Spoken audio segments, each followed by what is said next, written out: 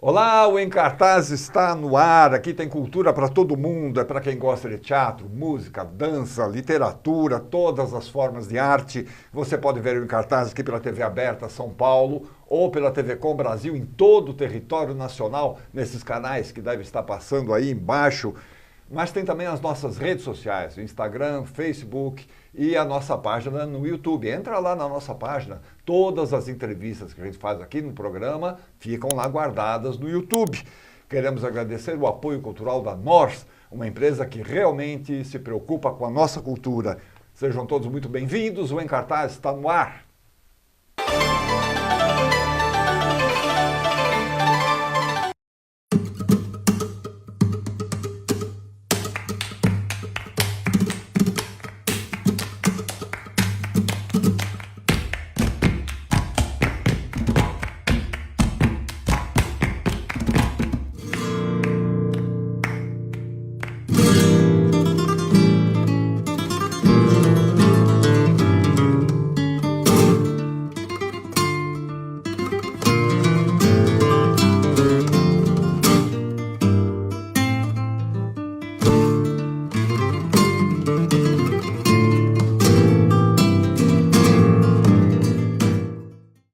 Artistas, atrizes e mulheres determinadas que lutam pelo seu espaço e buscam suas realizações, assim como a Gala, assim como a Mara Carvalho. E aí, menina? Tudo bom? Muito bem. Prazer te muito receber bem. aqui, garota. Igualmente. Vai ser a minha primeira entrevista da A tua primeira entrevista na temporada. Gala? É. Olha só, maravilha. Vamos guardar, tá nos anais aí, hein? Registrado. Menina, vamos falar um pouco de você primeiro? Você é de Ourinhos? Eu sou de Ourinhos, nasci lá. Ourinhos. Eu acho que toda essa minha força vem de lá, da terra. Da terra. Do trator, É. do cavalo. É. Eu acho que eu tenho essa vontade, essa determinação, porque eu aprendi... No interior é um pouco assim, né? Você tem que ter essa dureza, eu Essa acho. força, né? Essa força, É. Então, acho que veio de lá. Então, eu sou muito grata. Mas você começou fazendo teatro já lá em Ourinhos ou não?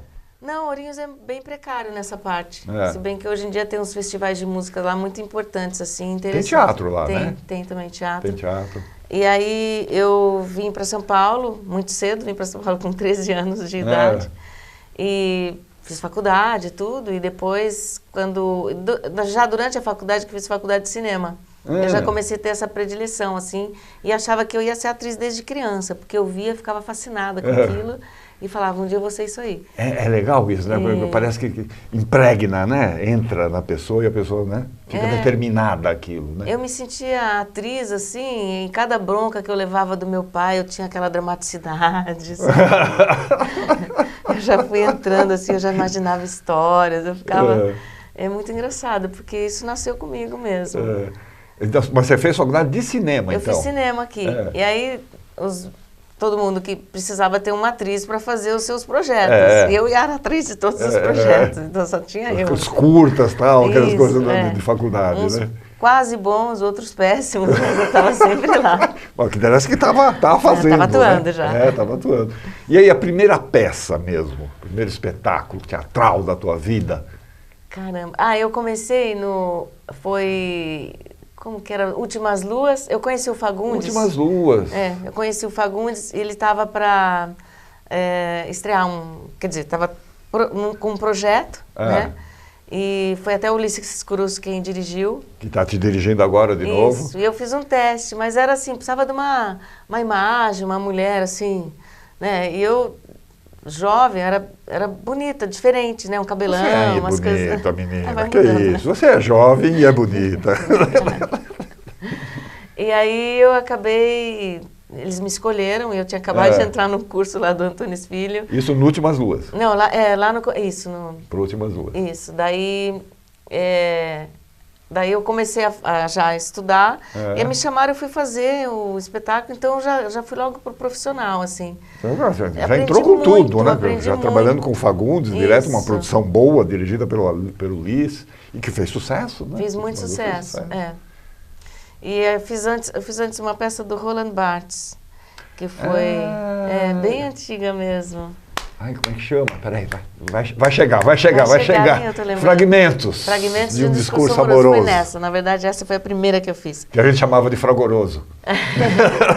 Porque é muito comprido.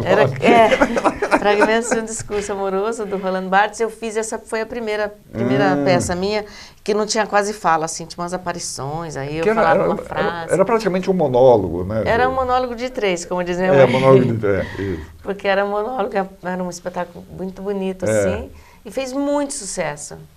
E depois eu comecei a escrever também, então eu acabei fiquei impregnada mesmo da profissão nos dois nichos, porque eu escrevi uma peça chamada Vida Privada e fez muito sucesso a peça.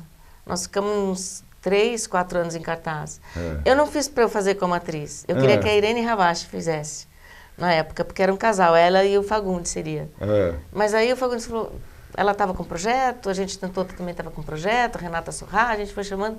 Aí ele falou, não tem ninguém, vai ser você. Eu falei, nossa, eu não sei nada ainda, não quero fazer com você, é muita responsa, né?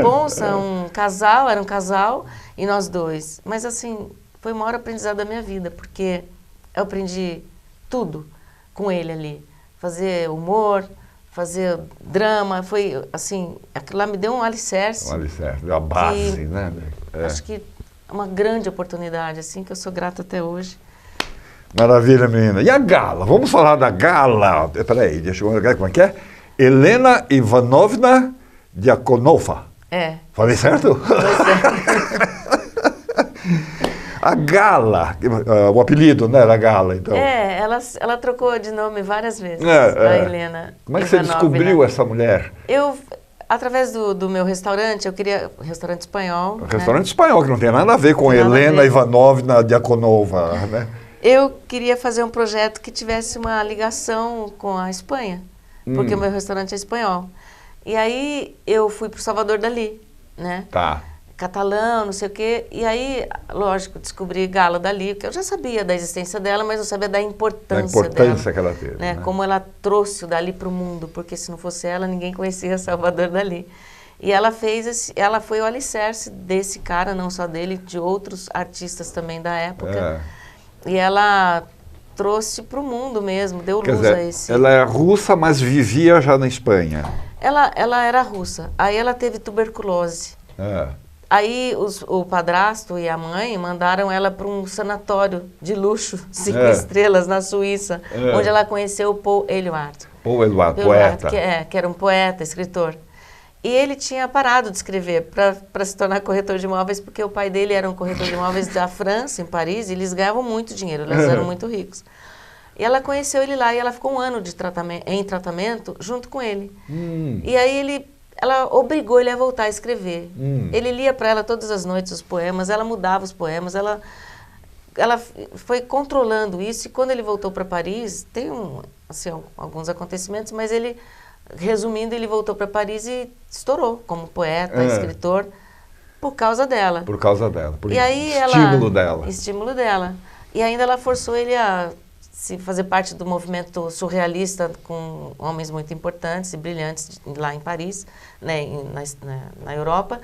E aí então ele veio para o mundo por isso, assim, também. Ele explodiu como escritor. E ela começou a frequentar essas reuniões, porque ela era muito inteligente, uma mulher que tinha estudado, uma mulher diferente, uma mulher autônoma. Ela veio da Rússia com 17 anos, então ela era muito ousada. Ousada, né? Atirada. Atirada e inteligente, então ela começou a controlar também o Paul.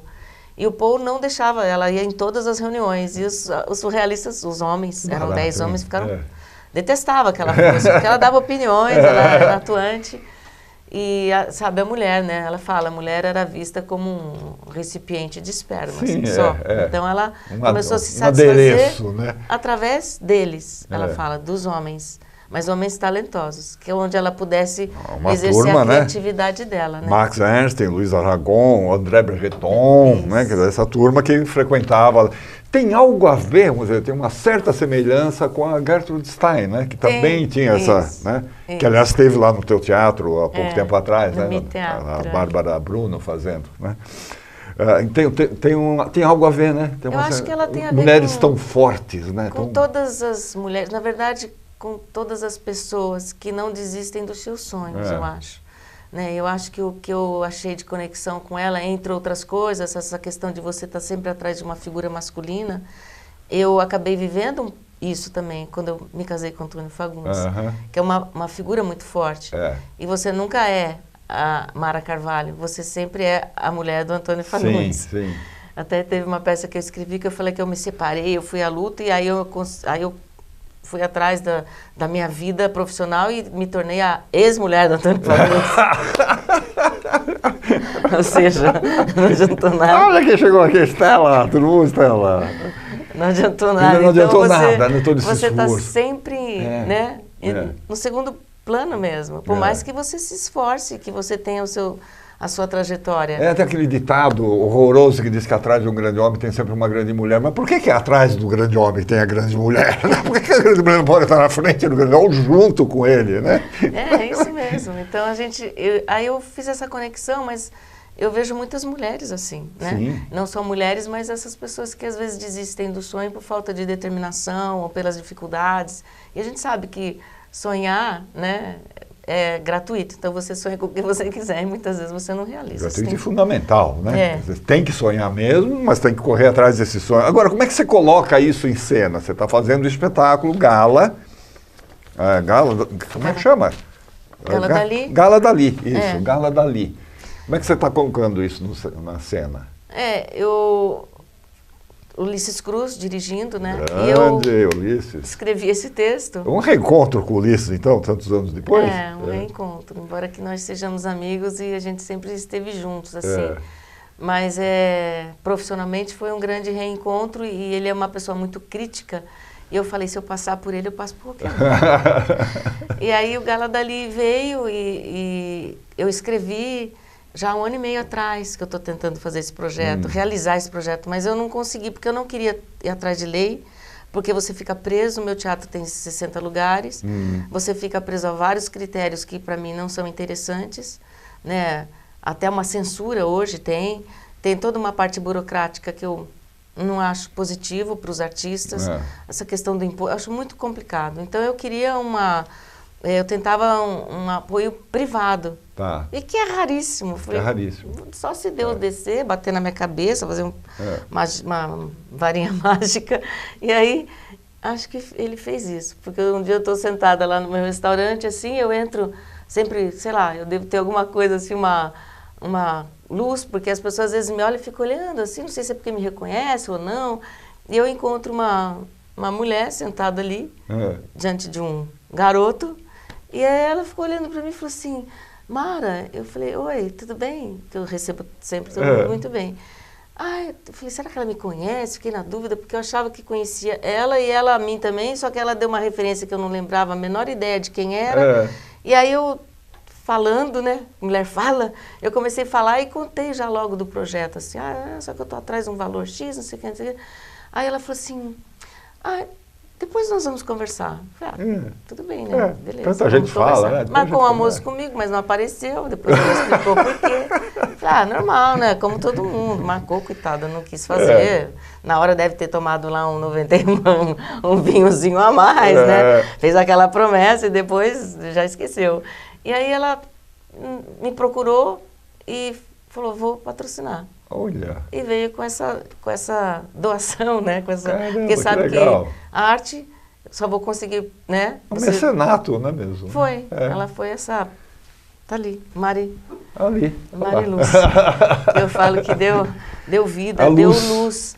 Trouxe pra gente, trouxe pra mim essa realização, assim, grata a vida inteira, porque é um projeto que eu tô acreditando muito, de que ele traga muitos bons frutos, não só aqui, mas que eu atravesse fronteiras com ele. Maravilha. Espero estar sempre do lado dela. E você, em cena, você é a Gala.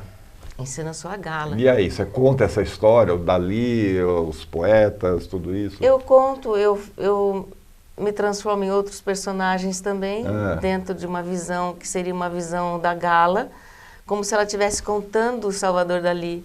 E aí eu faço o Salvador Dali tem esse jogo teatral. Aí eu vou contando, eu faço o pai dela, eu faço a mãe dela, eu faço a mãe do Paul, e vou trazendo e contando essa trajetória até o final, assim, e me transformando nesses personagens. E esse jogo teatral deu muito certo, que o Ulisses comprou a ideia e, puta, ele colocou em pé um negócio muito forte, fico arrepiada de falar, porque eu acho que Gala Dali está comigo. É um reencontro de Gala com Dali. Porque quando ele fez duas criptas, ele fez uma cripta grudada à outra, colada à outra, para ser enterrado junto com ela. Uma conexão entre elas, para que eles passassem a eternidade com as mãos entrelaçadas. Uma conexão entre elas? Isso, então tem um buraco. Só. E ela morreu antes dele. Ela foi enterrada lá e quando ele morreu, levaram ele para um outro lugar. Obviamente, é uma questão financeira, porque senão iam visitar só o castelo de Pobal, onde ela morou no final da vida, e não iriam fazer a visita do teatro, esse museu-teatro, que é o Museu do Salvador Dali. Então, separaram os dois. Eu acho que eu estou juntando os dois. E estão separados até hoje? Estão juntos. Mas que coisa injusta. Só no Gala Dali, que coisa cruel, injusta, repugnante. Ela fala, estou até hoje aqui com as mãos estendidas esperando por ele, mas ele não veio. Que lindo, puxa vida. Nós estamos falando do Gala Dali, que está em cartaz lá no Mi Teatro. Mi, porque é Mercado Ibérico, né? Mercado Ibérico, Mi de meu, né? Lá na Rua Pamplona 310, terças e quartas e quintas, às 8 da noite. A gente tem umas fotos, né? Quero ver as fotos da gala, pontualmente às 20, hein? Pontualmente às 20, hein? Isso, você pegou isso do Fagundes também, claro, né? Começa às 20. Eila em cena. Aí já é lá no teatro, né? Essa foto já é no teatro. Então você interpreta os vários personagens com quem ela teve algum tipo de relacionamento, ou o Dali teve algum tipo de relacionamento? Não, eu deixei ela em primeiro plano mesmo. Ela em primeiro plano. Quando falo do Dali, falo para mostrar quem foi ela. Tá. Porque até a gente discutiu isso, do Ulisses falou assim, vamos colocar um Dali. Eu falei, não quero. O Dali já foi, aqui é ela. Então, ele resistiu um pouco, monólogo, não sei o quê, solo. Então, tem uma coisa que eu queria te perguntar. Esse é o fundo mesmo, né? É o fundo que você usa. E tem projeções nesse fundo? Tem projeções, tem o Cão Andaluz, que foi aquele filme do Buñuel, que foi o primeiro filme surrealista onde o Dali escreveu, não só escreveu como atuou também. Tá. E o que é legal é que você fala... O Cão Andaluz, né? Isso. Você fala de arte, você... Andaluz. Traz essa mulher, traz algumas coisas, mas ele é super acessível. As pessoas falam, puta, é tão legal que a gente entende tudo, compreende tudo. Vamos ver, tem mais fotos? Aí no fundo. Esse fundo é do quê? É de são tijolinhos? De um lado é azulejo, né? Uma imitação. Atrás é o próprio bloco do teatro. O próprio fundo do teatro.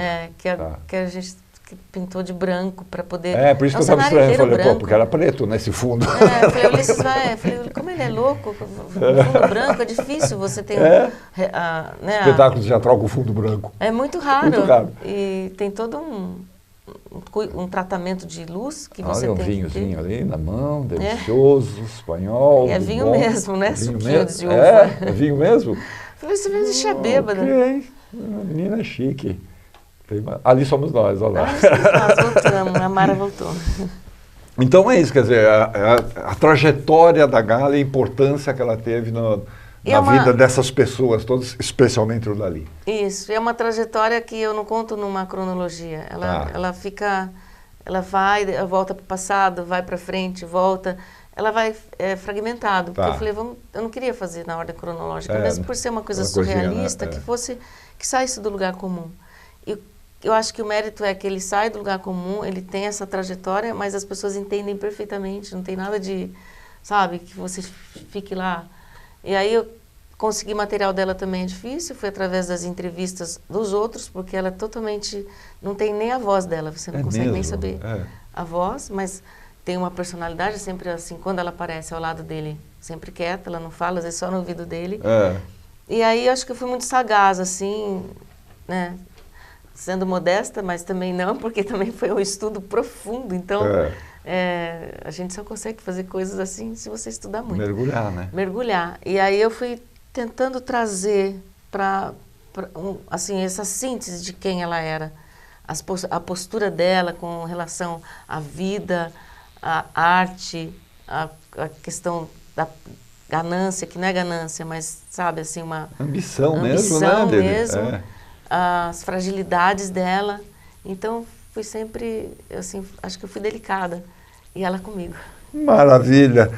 Mi Teatro, Gala Dali, Mi Teatro, Rua Pamplona 310, ali na Bela Vista. Terças, quartas e quintas, às 20 horas, pontualmente. Até o dia 31 de julho. Maravilha, sucesso para você, Mara. Obrigada, mais sucesso, viu? tá? Obrigada mesmo. Cuidado com os carros, com as escadas. Para não ser atropelada, tá bom? Para não ser atropelada, não cair da escada, tá bom? Cuidado, tá? Deixa eu ver o que nós temos aqui. Ah, nada como uma pipoquinha e um bom filminho. Dá uma olhada na dica de cinema que a Sandra Bastano separou aqui pra gente.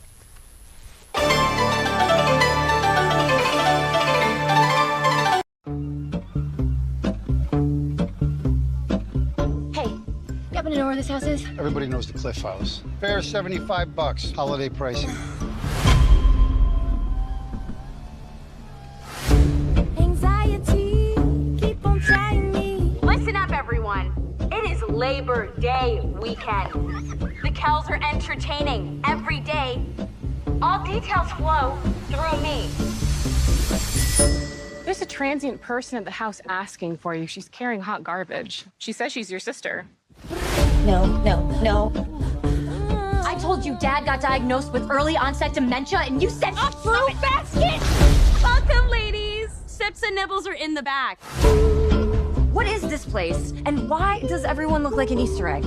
Is this still their property? Michaela, she's my boss. I get to call her Kiki. It's a really special honor. Hey! Whoa, shielding a scepter? Who's this? This is my sister. I didn't know you existed. Trust me, Simone and I are very close. And why didn't she tell me about you? Where are your tattoos? I removed them. Our matching sister tattoo? Kiki said it was trashy. My sister seems to really worship your wife. Yeah, Kiki has that effect on people. Breath? 10 out of 10. Mine? Take my gum. Dad keeps asking me where you are. You don't feel any responsibility for him. He didn't feel any responsibility for me. I love who I am here. I am the only person who has always had your back. Kiki has my back. I'm not the monster that you think I am. She's got like a weird power. All of us do. These are the best times of your life. This Michaela bitch has her talents so deep in your brain that you can't even tell you're in trouble. This is the happiest I've ever been. We have got to get out of here.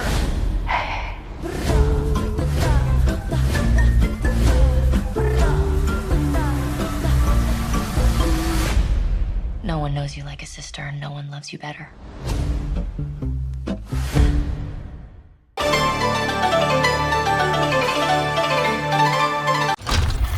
Quem somos nós? É a pergunta que está na nossa frente. Porque fizemos do passado a resposta para o futuro. Um caminho onde todos vão na mesma direção, sem nunca deixar ninguém para trás. Peça por peça, fazemos parte deste grande todo. E para que tudo funcione, é com ambição que fazemos a nossa parte. Porque o todo é maior que a soma das partes. Aqui, todos são peça-chave. Abrimos assim a porta ao desafio e juntos daremos a melhor resposta. Por isso, a pergunta que importa fazer é: quem somos nós? Somos todos nós. Making it work.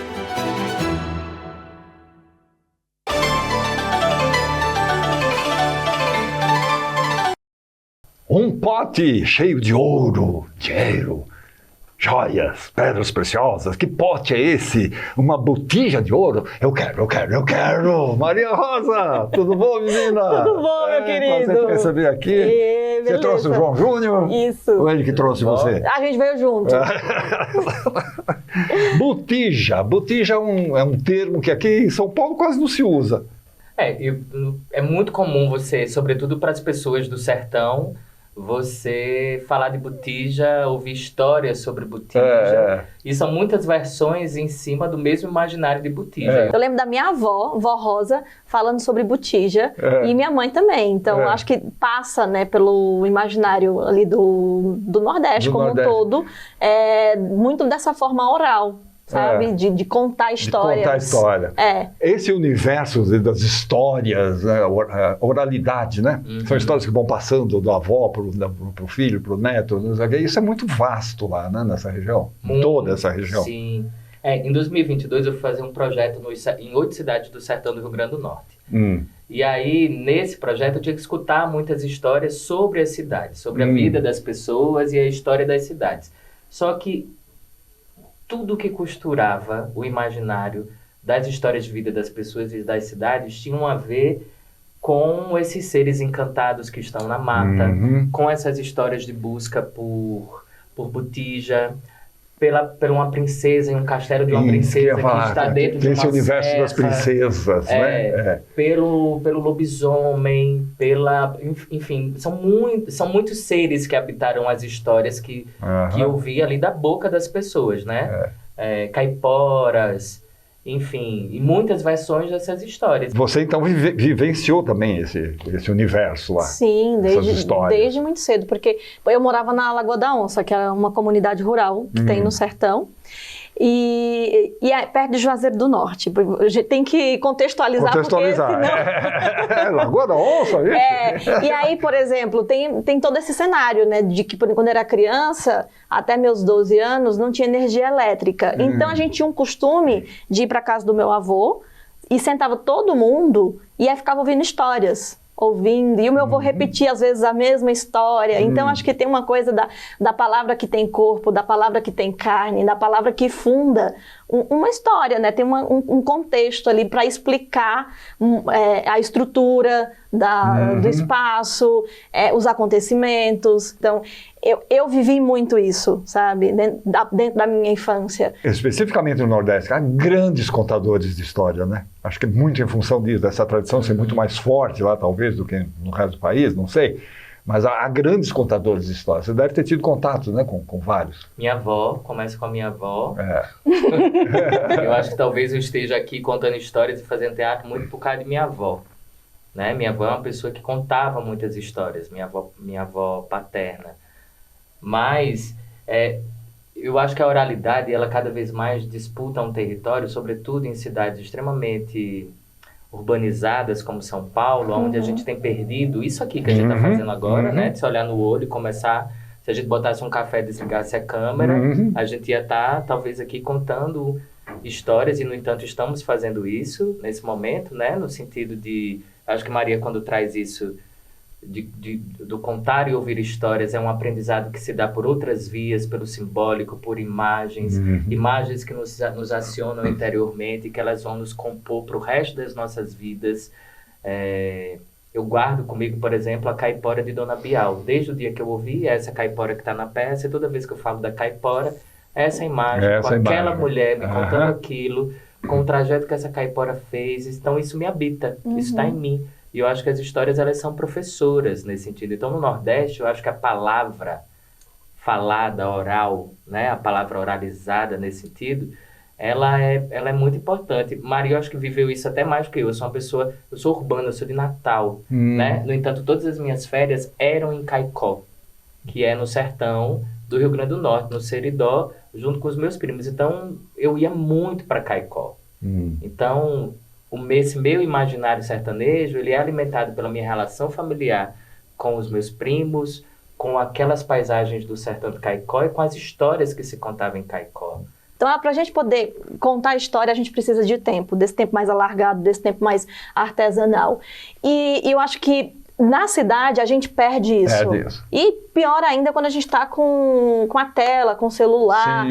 Eu acho que as crianças vêm... As mídias ali colocando novos estímulos. Ela não tem corpo, ela é fria, né? Então acho que quando a gente está nessa relação aqui, olho no olho, a gente sente né, a palavra de outra forma. E eu acho que, né, isso dentro do contexto, né, dentro do meu contexto, né, que eu morei muito tempo na zona rural, numa comunidade rural, onde as pessoas não necessariamente estavam ligadas a uma tela, né, conversava assim, cara a cara, e você tem tempo, você senta e conversa. E ouve, fala. Porque você está ali para isso. E, às vezes não é nem para isso, mas você está. A Botija tem como amarração dramatúrgica a jornada de 3 figuras, que são irmãos, que retornam para o sertão em busca da botija de ouro que a avó disse que estava escondida no quintal.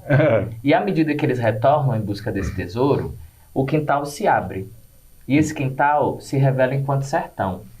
E à medida que esse quintal se abre, os seres que habitam esse quintal, esse sertão, vão se revelando. Vão aparecendo. Num jogo espiralar mesmo, com o tempo, porque a história ela é narrada e daqui a pouco essa história se abre e ela é vivida no presente e daqui a pouco se volta para um outro tempo. Então há esse jogo entre entrar na história, sair da história dessas personagens, numa fricção mesmo, entre um exercício narrativo e dramático. Com muita música, né? Com muita música. Que é outra questão, outra linguagem muito forte, muito presente. E com muita convenção teatral também. Porque a gente estabelece uma convenção desde o início do jogo, né? Que é o palco é o sertão. A plateia, onde está localizada a plateia, é a cidade grande. É a cidade dos prédios altos e do céu cor de fumaça. Então a gente faz um convite para essa plateia que está aí. Vir para o sertão. Vir para o sertão através da sua viagem pela imaginação. Então a gente cria essa convenção também. E joga muito com as convenções teatrais durante toda a peça. A gente tem umas fotos, aí nós estamos falando de A Botija, um pequeno inventário de histórias fantásticas do Nordeste brasileiro, que vocês estão fazendo no Itaú Cultural, até dia 27 de julho. Nossa, que bom! Até dia 27 de julho, aos domingos, às 4 da tarde, a entrada é gratuita lá? Gratuita. A entrada é gratuita. Itaú Cultural ali na Avenida Paulista, 149. Olha lá, tá lá o cacto, o sol, né? O sol sempre presente, né? A gente tem ali no fundo um painel criado por um artista do Rio Grande do Norte, Irapuã Júnior, que ele reproduz a Serra de Santana, que é uma serra do sertão onde ele cresceu. Aquelas fotos lá atrás são as avós? São nossas avós que a gente traz para fechar, né, o ciclo da apresentação, o final do espetáculo. Que legal, as fotos das vovós ali atrás. Essa é a caipora. Essa é a caipora. A dona Bial falava isso, que a caipora era bem pequenininha, toda vermelhinha, toda cabeludinha, com o cabelo que batia abaixo na cintura. Aí, a partir dessa narrativa, a Andréia criou essa pintura, Maria colocou essa pintura no estandarte. Aí apareceu o terceiro elemento da musicista. Elaine toca cordas, toca percussão, toca sopro, diversos instrumentos nessa peça. A gente diz que a Elaine é a nossa mulher banda, né? A mulher banda. Ela toca muitos instrumentos. Mas tem uma pérola, eu acho, na visualidade de toda essa peça aí, que é o figurino. Conta, Maria, que Maria, ela é a bordadeira. A bordadeira. Eu também sou bordadeira. É mesmo? O figurino ele é construído a partir da relação com o bordado, né, com a linha.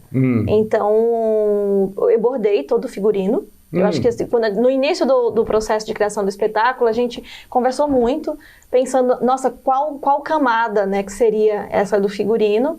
E aí a gente chegou nessa relação com o bordado, né? Eu acho que muito por conta da relação com a oralidade. E aí Eu acho até que eu fiquei lembrando uma conversa nossa, eu acho até que foi muito visceral da forma como se deu, porque eu tava perguntando assim, Maria, mas como é que a gente vai pensar o figurino dessa peça? Aí eu disse assim, será que a gente não vai pra xilogravura? Ela disse assim, vamos bordar. Aí eu disse, e você conhece alguém que borda? Ele disse, eu bordo. Eu disse, sério? Disse, eu acho que foi a sua avó ali, através de você. Agora. Que vovó bordava. Vó Zeni bordava, que tá no espetáculo. Ela bordava muito, assim. Ela fiava a própria linha. E bordava. Então, eu aprendi a bordar. Ela fiava a linha e bordava. Ela fazia a linha e bordava com a linha que ela fazia. E aí, isso está em mim. Eu aprendi a bordar com 10 anos, aprendi a bordar, a fazer renda de bill, a fazer crochê.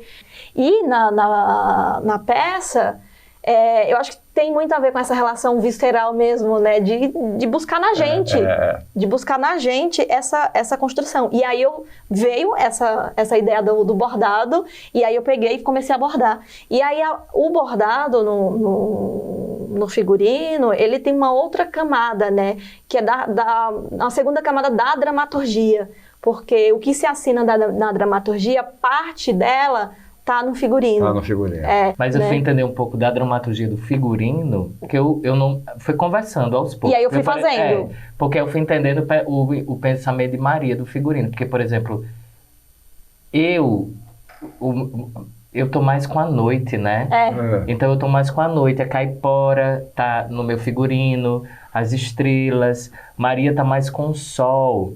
Aí eu nem falei isso, mas eu descobri isso, né? Porque eu ouvindo ali naquele documentário que a gente fez no nosso Instagram, aí a Elaine falando assim, que o figurino é muito bonito, porque inclusive Maria trouxe imagens nossas de infância. Eu não sabia nem que você tinha feito isso, né? Porque a Elaine dizia que pegava fruta num pé de alguma coisa, e você foi e colocou essa memória de infância dela ali no figurino dela, nas minhas costas da camisa que eu uso.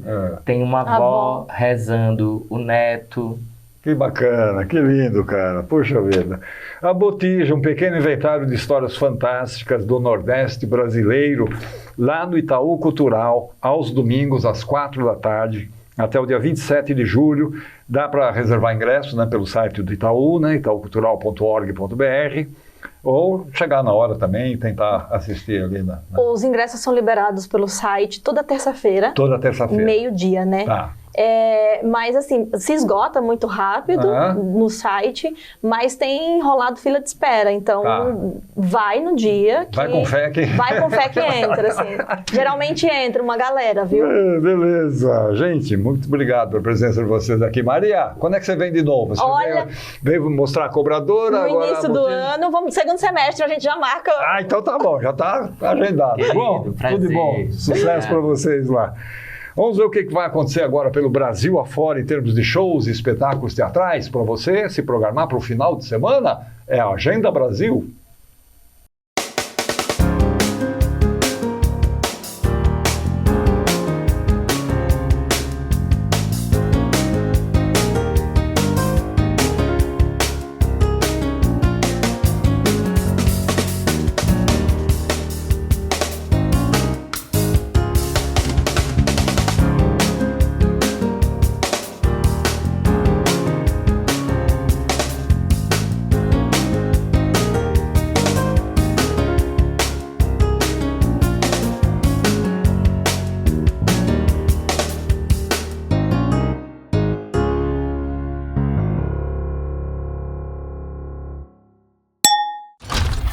Quem somos nós?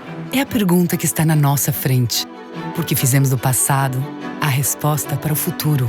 Um caminho onde todos vão na mesma direção, sem nunca deixar ninguém para trás. Peça por peça, fazemos parte deste grande todo. E para que tudo funcione, é com ambição que fazemos a nossa parte.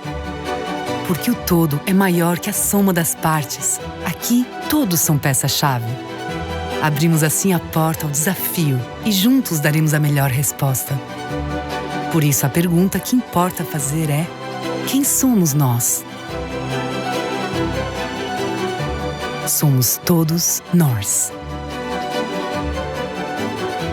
Making it work. Como nascem as favelas? Como é viver nas favelas? Como é que a força da arte pode transformar as favelas? Tá aqui o Jesus Pereira. Aí, Jesus. Prazer. Tudo bom, cara? Tudo bem, melhor agora. Da Esquadrilha Marginália. Olha, esse nome é forte, tem que ser. Pancada, tem que cara. ser. Você tá falando aqui, você é de Cubatão. Cubatão, litoral, Baixada Cubatense, reivindicando esse nome aí. Esse termo que a gente conhecia. Baixada Cubatense. Sim. A gente é um grupo da cidade, né, que se fundou em 2016. É um grupo que nasce ali com alguns jovens da favela da Vila Esperança. A Vila Esperança, ela é a favela mais populosa da Baixada. Ela é uma das mais populosas do estado de São Paulo. Caramba. Ela é uma favela muito grande. E quando a gente se junta enquanto grupo e quando a gente começa a entender do que a gente quer falar enquanto estética, enquanto conteúdo, é muito numa visão e numa ideia de tentar ser visto, de tentar se enxergar em algum lugar. Eu acho que pra gente que é desse lugar muito populoso e ao mesmo tempo muito esquecido, é muito comum a gente achar que ninguém vê a gente. Sim. É muito comum a gente pensar que os nossos sonhos, eles não podem brotar nesse espaço, nesse território. E essas pessoas não importam muito. Acabam não importando, né? Para uma parcela da sociedade, acaba não importando. E isso é maluco, porque o que falta nesses territórios e aí nas favelas do mundo inteiro, são referências. Eu sempre falo isso para as pessoas.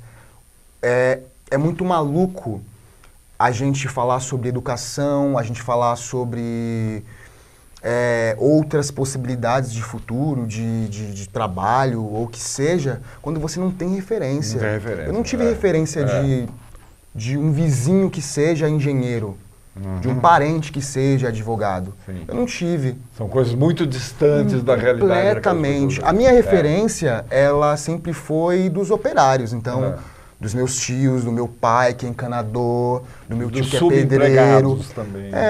E de pessoas que inclusive conseguiram ascender economicamente através do trabalho braçal, da indústria. E aí para um jovem que já começa, que vem ali, né, de uma outra geração, que começa a já ter acesso a coisas de fora, que começa a sonhar e ter outras perspectivas. Recebe estímulos, inclusive. Sim, né? Com certeza. A gente quer mais. E estar ali, nesse ambiente, às vezes, faz com que a gente imagine ou sinta que a gente não consegue mais, que a gente não pode mais. Que mais não é algo próximo da nossa realidade. Tem uma barreira. Tem uma barreira muito grande. E esse grupo, ele surge com 3 jovens desse lugar, desse território, que começam a fazer ali teatro a partir de projetos sociais que são muito importantes. E sempre é importante ressaltar como que projetos sociais nesse país realmente muda a realidade, né? Se hoje eu estou aqui falando com você nessa entrevista muito gostosa que a gente está tendo hoje, é fruto de projeto social. E a consciência também dessas pessoas. Que é fundamental. Que é fundamental, porque a gente entende que não é só por nós. A gente entende que a gente precisa dessas referências. A Esquadrilha Marginalia, ela é um grupo que vem para ser uma referência para essa molecada, para essa juventude. Talvez não só apenas para uma juventude, mas talvez para uma galera da mesma geração que a nossa. Sempre friso muito isso nos nossos processos, nos nossos encontros, na construção desse trabalho que é o Favela de Barro, que nós estamos vivendo coisas que são, pra gente, maluca, inclusive, de assimilar. Porque a gente volta para o nosso território e às vezes eu vou ter que encontrar um amigo meu de escola, que está numa situação completamente diferente a ponto de eu ver aquilo e eu não saber dizer o que aconteceu nas nossas vidas, que eu estou aqui e ele está ali naquela situação. Eu não sei responder isso. Eu não sei dizer isso.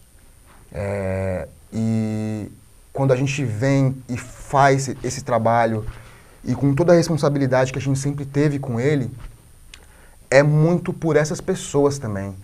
É muito pro Jesus criança, é pro meu irmão, é pra minha família, é pros meus amigos. É muito importante a gente criar novas narrativas, novas referências, mostrar que é muito difícil, mas a gente tem uma potência, a gente tem uma força que faz com que o nosso trabalho chegue. Que maravilha, cara. Pô, é emocionante o que você está falando. Cara, a gente estava conversando aqui antes de entrar no ar, como nascem as favelas, a gente lembrou de um fato que vocês abordam na peça, né, no Favela de Barro, que é a origem da favela a partir daquele pessoal que veio de Canudos, tal, não sei o que, os soldados, né? Aqueles pobres soldados que foram para lá sem saber o que iam encontrar, que realidade era aquela, que topografia era aquela que eles iam encontrar lá, né? Como é que foi isso? É isso, né? Nessa nossa pesquisa a gente encontrou essa história em relação ao termo favela, né? Favela. Favela vem... A palavra favela. A palavra favela, que vem dessa planta, né? Que é uma fava e uma planta espinhenta. E que esses soldados, que foram mandados pelo Estado brasileiro, na época a capital era no Rio de Janeiro, foram mandados para exterminar um movimento de ocupação de moradia que acontecia no interior da Bahia, em Canudos. Arraial de Canudos. Essa história, ela é linda, ela é maluca, ela é... Talvez é aquilo que eu falei com você. É o que faz a gente, às vezes, pensar que talvez tenha alguém escrevendo a história desse mundo. Porque um povo que lutava por moradia, pelo direito à terra, e o Estado brasileiro vai e intervém da forma que sempre... E pacificamente. Pacificamente, claro. A ordem reinou até a chegada da paz, né? Como sempre acontece nas comunidades, nas favelas do Brasil. Isso acontece até hoje, né? E aí o que acontece é, prometendo moradia para esses soldados... Soldados vão para lá para combater essa, né? Para exterminar. Vai lá, acabar com essa... Extermina aquela galera e a gente vai dar para vocês moradia. Quando vocês voltarem, todo mundo vai ter sua casa. Isso é algo tão... isso é algo para a gente se refletir mesmo. A questão da moradia sempre foi uma questão no Brasil, que o Brasil não resolveu até hoje. Não soube resolver. E desde aquele momento não sabia. Então, prometendo moradia para esses soldados, os soldados foram, depois de algumas tentativas, porque o povo resistiu. 4 expedições, né, que tiveram lá. Depois de exterminar, os moradores de Canudos, eles voltam e o Estado não entrega as moradias.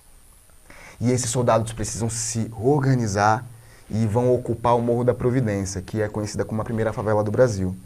E no Morro da Providência, eles encontram a mesma planta que eles encontraram em Canudos, a planta favela.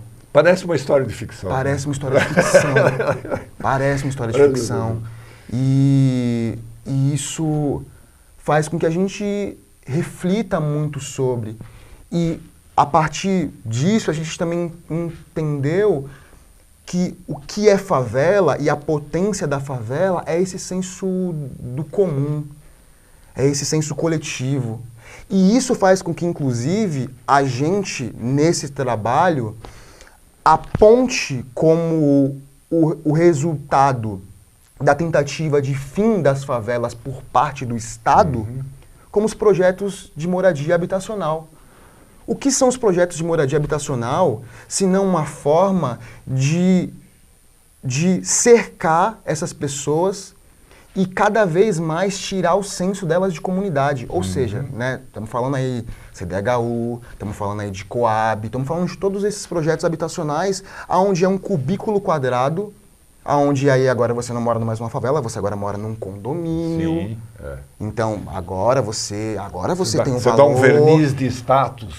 Agora você tem um valor... Agora você não precisa mais de organização com o seu vizinho. Agora você não precisa mais disso, não. Agora você tem a sua moradia. E isso fez com que essas comunidades, essas pessoas, fossem perdendo esse senso, essa noção.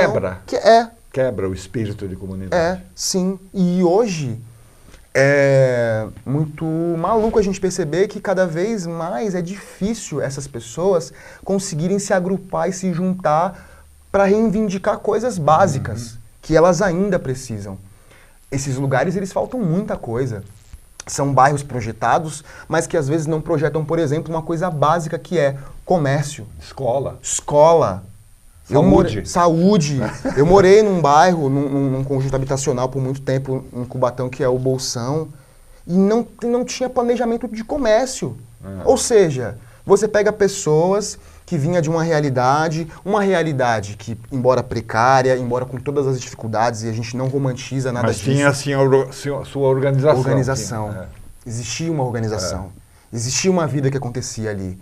E você transfere essas pessoas para esse outro lugar, você não se preocupa se a pessoa tem condição de lidar e de arcar com as novas despesas que se tem. Está longe do seu trabalho, às vezes. Muito longe. E assim, coisa que, enfim, não sei como é que é a realidade daqui das moradias de São Paulo, mas uma coisa que aconteceu muito lá eram de pessoas que iam ser removidas, né, das suas casas, do território onde elas moravam, para ir para esses conjuntos habitacionais, e alguns com elevador, alguns prometendo várias coisas. As pessoas saíam, iam para lá, não aguentava pagar as novas despesas, porque agora a pessoa tem condomínio, tem IPTU, perfeito, tem não sei o quê. Perfeito, né? Perfeito. E aí ninguém se preocupa com isso. Não existe uma tentativa de entender qual é a realidade dessas famílias. Elas conseguem arcar com esses custos? Com isso. Não existe essa preocupação. As pessoas vendiam a preço irrisório esses apartamentos e depois as empresas compravam e financiavam esses apartamentos por 200 mil. Ou seja, que tipo então de projeto habitacional é esse? No final das contas, acabava caindo de novo na mão da especulação imobiliária. Empresário que... Caraca, bicho. Nós estamos falando aqui do Favela de Barros, com Jesus Pereira, que vocês estão fazendo lá no Sesc Avenida Paulista. Até dia 22 de junho, de quarta a sábado às 8, domingo e feriado às 6 da tarde. A gente tem umas fotos, vamos botar as fotos, aí o Jesus vai explicando pra gente o que está rolando, né? O pessoal da Esquadrilha Marginália. Uau, que é isso, cara? Olha, vou te dizer que essa foto ela não representa o que vocês vão assistir. Essa foto ela foi tirada no segundo dia do experimento que a gente apresentou no festival Farofa. Esse dia foi 9 de março do ano passado. Foi muito importante pra gente fazer parte desse festival. É isso, somos um grupo da cidade de Cubatão e isso também limita muito o acesso que a gente às vezes tem a certos espaços, né? Tá. E aí a gente participou desse festival, teve essa possibilidade que foi o Farofa. E no Farofa, uma galera assistiu. E a partir disso, certas possibilidades começaram a surgir. Se abriram. Como, por exemplo, estrear esse trabalho no Sesc Avenida Paulista, que pra gente era algo... Impensável. Impensável. Não, era impensável. Quando surgiu pra gente a possibilidade, a gente não sabia nem que cara fazer, assim. Assim, a gente foi pego, assim, realmente meio que de surpresa quando falaram que o nosso trabalho poderia estrear no Sesc Avenida Paulista. Pra gente era algo... Fora de cogitação. Fora de cogitação, não passava pela nossa cabeça. E isso era um experimento. E é engraçada essa história, porque quando a possibilidade de apresentar nesse festival ela surgiu, a gente estava no começo do processo de pesquisa. A gente não estava nem no momento de pensar cena ainda. Era um momento de estudo, era um momento de pesquisa. Aí isso acelerou o processo. Muito. Então. Quando surgiu a possibilidade, a gente se reuniu enquanto grupo, colocamos os prós e os contras, né? E entendemos que era uma oportunidade... Que não podia ser desperdiçada, né? Não podia. E aí a gente teve 4 encontros para conseguir levantar esse experimento aí. E foi o que a gente levou para o Farofa. Quando a gente apresentou esse experimento, no dia seguinte começaram a surgir convites para comprar esse trabalho. E o que aconteceu, e tem muito a ver com aquilo que eu falei, a gente tem uma responsabilidade muito grande com esse tema que a gente está trazendo. Não é sobre uma questão de uma temática que está em alta para a gente, por isso a gente quer falar sobre isso. São as nossas histórias, são as histórias das nossas famílias, são as histórias dos nossos amigos. E pra gente sempre foi muito importante que seja lá o que fosse o nosso espetáculo, que ele tivesse ancorado nessa realidade. Que a gente pudesse mostrar e as pessoas soubessem que não tem nada fake, assim. Que aí já é no teatro. Isso foi um experimento que a gente fez no Teatro de Contêiner, inclusive. No Teatro de Contêiner. Um grande abraço ao Teatro de Contêiner. Teatro de Contêiner resiste, ameaçado de despejo pela Prefeitura aqui de São Paulo. Tivemos a honra de fazer uma apresentação do experimento no Teatro de Contêiner e essa fotografia. E aí depois a gente voltou. A gente teve que dizer não para vários convites. Porque a gente sempre reforçava de que o espetáculo não estava pronto. Não estava pronto. E as pessoas vinham insistir, mas como não está pronto? É muito bom que você já tem. Apresenta isso daí mesmo. E a gente sempre reforçava que faltava coisa, que a gente ainda não tinha conseguido fechar. Não estava satisfatório para vocês, Não estava, né? e era isso que importava. Mas hoje está e vocês vão poder assistir. Ô, Jesus, você tem 1 minuto para dizer por que é importante as pessoas assistirem o Favela de Barro lá no Sesc da Avenida Paulista, cara. Gente, é muito importante porque, primeiro, é um grupo fora do eixo da capital de São Paulo. Isso, para mim, é algo muito importante porque a gente tem grupos incríveis na Baixada, grupos fantásticos, artistas fantásticos, trabalhos lindíssimos que as pessoas nunca vão poder ver porque acabou morrendo lá na Baixada mesmo, por falta de possibilidade de apresentar em outros lugares. A gente está aqui, sim, tentando trazer e representar todo um movimento regional. Isso é muito importante, isso é muito forte pra gente. E é um espetáculo de verdade, é um espetáculo de pessoas que realmente viveram essas histórias. E é um trabalho lindo, é um trabalho emocionante, é um trabalho que tem humor. Então, eu garanto que não vai ser monótono. Eu garanto. Isso eu posso garantir. Pô, mas não tenho a menor dúvida com tudo isso que você falou, Vocês cara. Podem ter certeza. Favela de Barro, Jesus Pereira, direção do Sander Newton, pessoal da Esquadrilha Marginália, dramaturgia do Jupirá, falecido Jupirã. Jupirã Transeunte, em processo colaborativo, direção do Movimento do Castilho, Júlia Victor, Jupirã Transeunte, Luiz Guilherme, Jesus Pereira e Rafael Almeida, tem o Breno Garcia na produção musical, a luz da Babi, ou do Babi, não sei se... Da Babi. Da Babi Sabino, Rafael Almeida, desenho e cenografia do Jesus, desenho e concepção de figurino da Amélia Maria e Júlia Victor, composição e Canção das Águas, Jesus Pereira. E também tem o Michel do Carmo também, que também está aí nessa ficha, grande querido também, um dos fundadores também desse grupo junto, é muito importante. Sesc Avenida Paulista, Avenida Paulista 119, até o dia 22 de junho, de quarta a sábado, às 8 da noite, domingos e feriados, às 6. Dia 12 e 13 de junho tem sessão extra, às 15 horas. Sim. Jesus, muito parabéns obrigado, pelo trabalho, cara. obrigado, Dá um abraço para todo o pessoal lá da Esquadrilha. Tá bom? Sucesso para vocês. Muito obrigado. Deixa eu ver. Que pena, o programa está no fim. Mas semana que vem tem mais. Obrigado a todos que nos prestigiaram até aqui.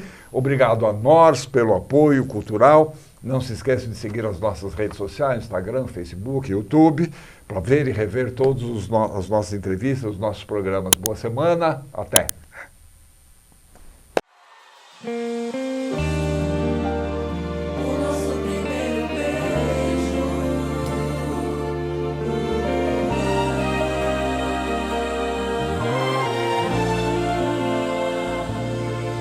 Aposto um beijo que você vai gostar do gosto do meu beijo. Já tô vendo eu aí na proteção de tela do seu celular e você usando a letra G no seu colar. Eu não tô me achando, eu só te achei a cara do pra sempre que eu sempre procurei. Então fala que você também acredita em destino. Fala pro seu passado que seu futuro é comigo. Você e uma casinha, geladeira cheia, dormir de conchinha depois de umas brincadeiras. Sabe o que tá faltando pra ficar perfeito? O nosso brinco.